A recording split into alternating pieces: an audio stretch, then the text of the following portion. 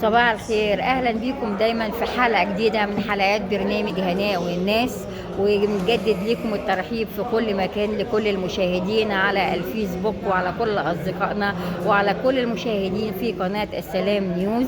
الاول ان احنا بنشكركم، نقول لكم اهلا بيكم دايما.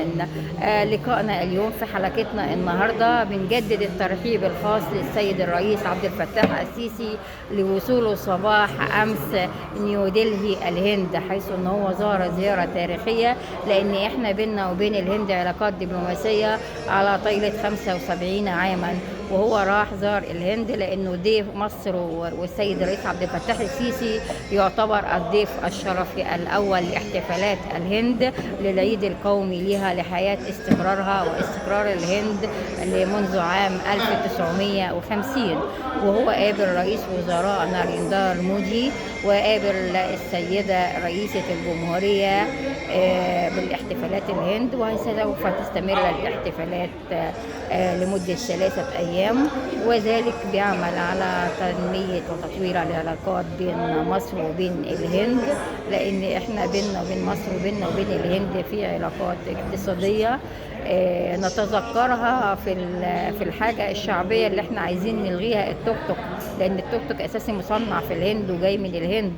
نتذكر الأعشاب بتاعتنا، معظم الأعشاب بتاعتنا اللي كل الناس بتستعملها لتطويل الشعر وتطويل الرموش وتطويل الحواجب، دي كلها أساسي أعشاب خاصة وزيوت جاية من الهند بتفيد عندنا. بعض العلاجات للروماتيد والروماتيزم للمراهم الخاصة دي بتبقى جاية من الهند. الجامعات بتاعتنا اتفتحت لعدد من الهند، ومصر اتفتح ليها زيارات من عدد من الهند، فزيارته جاءت في الاستقرار الاقتصادي بين مصر وبين الهند في الفترات المستقبلية. وان احنا بنتمنى ان احنا يكون في رحلات للهند، لان انا اتمنيت ان انا اروح الكريسماس السنة اللي فاتت عام 2022 في شهر 12 25/12.